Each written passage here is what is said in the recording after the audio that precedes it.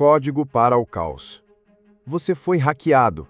Sua realidade está sendo colocada em xeque pela filosofia do agora. Seja bem-vindo ao canal. Se você for real, deixe seu like e comente. Sou de carbono. Se você for uma simulação, deixe seu like e comente. Sou de silício. Mas se você não fizer nada, seja lá o que você for, você definitivamente não tem coração.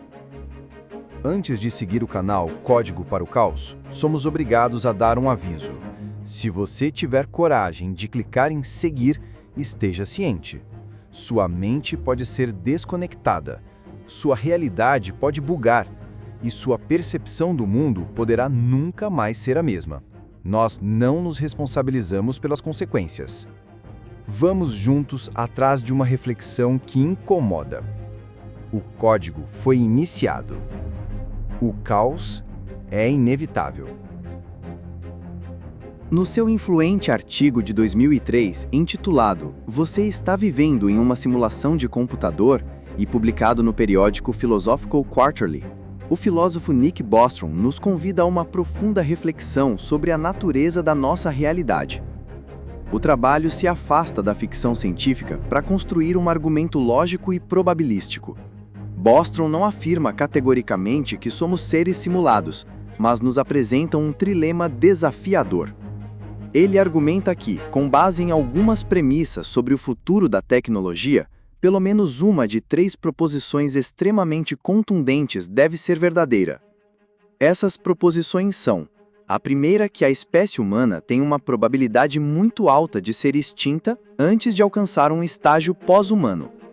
A segunda, que qualquer civilização pós-humana é extremamente improvável que se interesse em executar um número significativo de simulações de sua história evolutiva, ou de variações dela. E a terceira, que nós estamos quase certamente vivendo em uma simulação de computador. A consequência lógica disso, segundo Bostrom, é que a crença de que um dia nos tornaremos pós-humanos que rodam simulações de ancestrais é falsa, a menos que nós mesmos estejamos atualmente vivendo em uma simulação. Para entender como Bostrom chega a essa conclusão, precisamos primeiro mergulhar nos fundamentos de seu argumento, começando por uma suposição crucial emprestada da filosofia da mente. O argumento depende do que é conhecido como independência de substrato. Esta é a ideia de que os estados mentais, incluindo a consciência, podem se manifestar em uma ampla gama de substratos físicos. Não é uma propriedade essencial da consciência que ela seja implementada em redes neurais biológicas baseadas em carbono dentro de um crânio. Em princípio, processadores de silício dentro de um computador poderiam realizar essa tarefa. Bostrom esclarece que não precisamos de uma versão forte do funcionalismo para que seu argumento funcione. Basta a suposição mais fraca de que a replicação estrutural dos processos computacionais de um cérebro humano, com detalhes suficientemente refinados, como no nível das sinapses individuais, seria suficiente para gerar experiências subjetivas.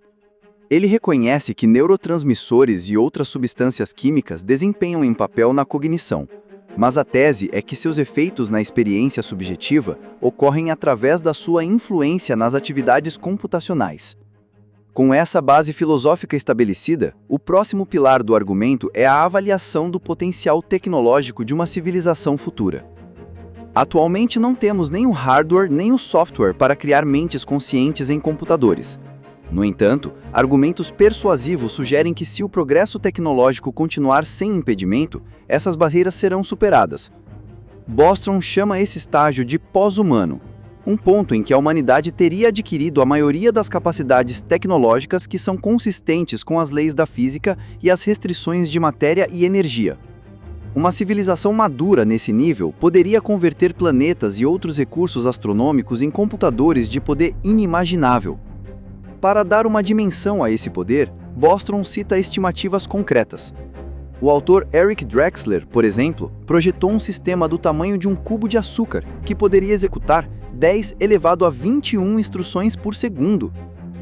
Outra estimativa para um computador com a massa de um grande planeta chega a 10 elevado a 42 operações por segundo. Para colocar isso em perspectiva, a simulação de um cérebro humano inteiro é estimada para exigir algo entre 10 elevado a 14 e 10 elevado a 17 operações por segundo. A memória necessária não parece ser uma restrição maior que o poder de processamento. Com base nisso, o custo computacional para simular toda a história da humanidade, digamos 100 bilhões de humanos vivendo 50 anos cada, seria aproximadamente entre 10 elevado a 33 e 10 elevado a 36 operações no total. Um único computador de massa planetária, com sua capacidade de 10 elevado a 42 operações por segundo, poderia executar uma simulação completa da história humana usando menos que 1/1000º de seu poder de processamento por apenas 1 segundo.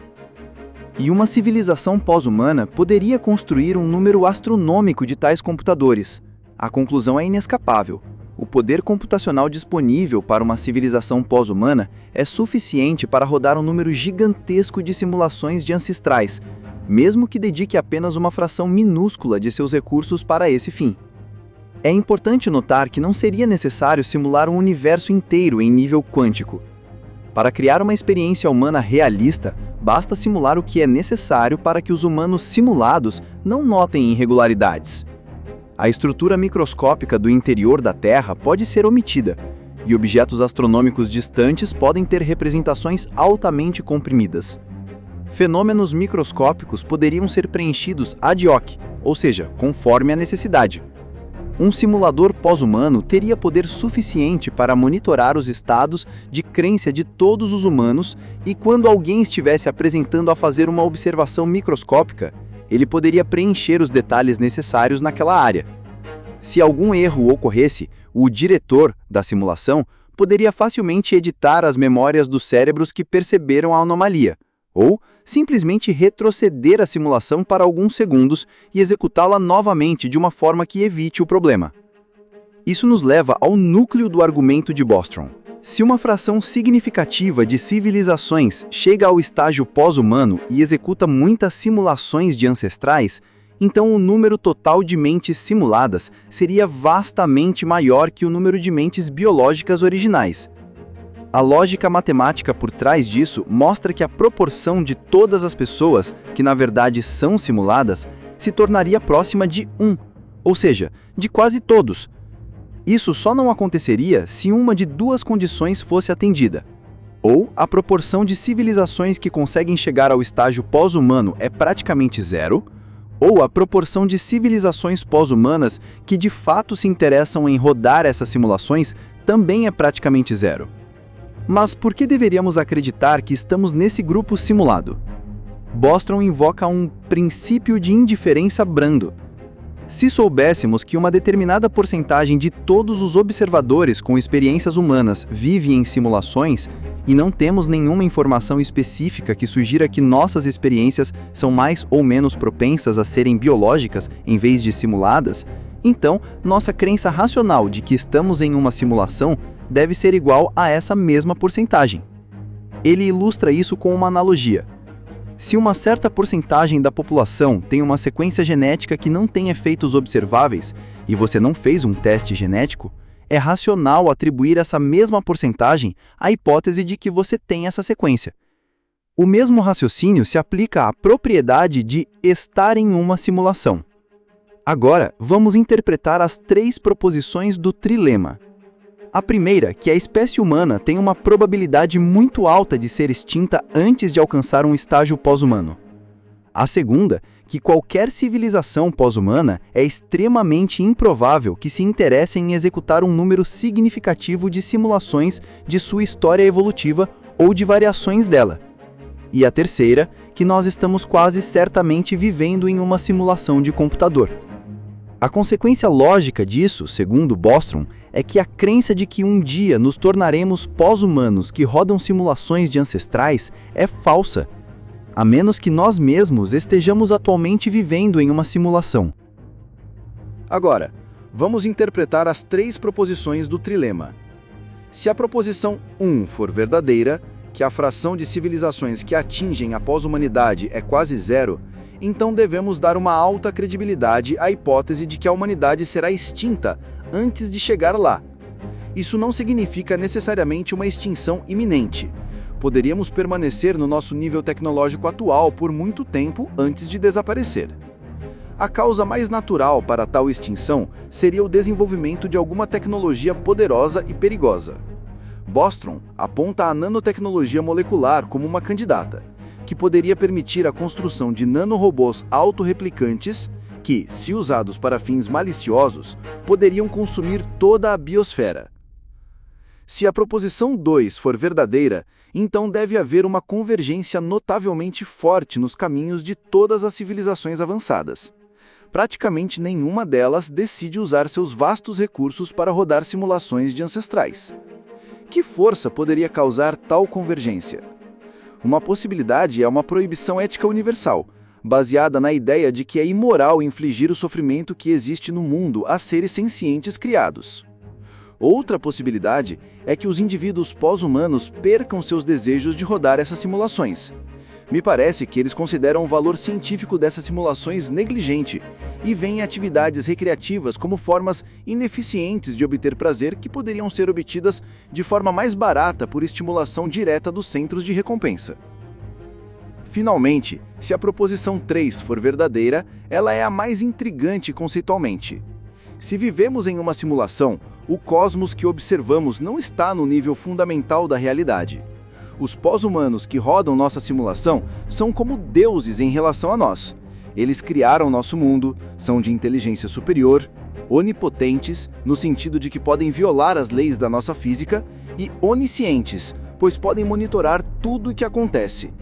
Isso abre a possibilidade de múltiplos níveis de realidade, ou máquinas virtuais empilhadas, onde os nossos criadores podem ser eles mesmos seres simulados. Bostrom especula que isso poderia levar a uma espécie de imperativo ético universal, pois, se ninguém pode ter certeza de que está no nível fundamental, todos teriam um motivo de interesse próprio para se comportar eticamente, na esperança de serem bem tratados pelos seus próprios simuladores. Apesar do quão radical isso soa, Bostrom argumenta que as implicações para nossas vidas diárias não seriam tão drásticas. O nosso melhor guia para entender como o mundo funciona continua sendo o estudo empírico padrão do universo que vemos. A verdade da proposição 3 não deveria nos levar a enlouquecer ou a parar de fazer planos para o futuro. Em sua conclusão, Bostrom reafirma o poder do argumento. Uma civilização tecnologicamente madura teria um poder de computação enorme. Com base nisso, uma das três proposições, extinção quase certa, convergência de desinteresse quase universal ou nossa existência como simulação, tem que ser verdadeira. Na floresta escura de nossa ignorância atual, ele conclui que parece sensato distribuir nossa crença de forma aproximadamente igual entre as três. A conclusão final é um eco poderoso do início. A menos que não já estejamos vivendo em uma simulação, nossos descendentes quase certamente nunca executarão uma simulação de ancestrais. Se você chegou até aqui navegando pela complexa ideia de uma realidade simulada, é porque sua mente não se contenta com o superficial. Você busca padrões no caos. E é para mentes como a sua que este canal existe. Neste nosso pequeno universo de ideias, cada interação sua é um sinal poderoso. Se esta análise expandiu sua percepção, o seu curtir é a validação de que essa linha de pensamento ressoa com você. E a sua inscrição é a decisão de continuar nesta jornada conosco, explorando os códigos que regem a nossa existência. Mas é nos comentários que a nossa comunidade realmente ganha vida.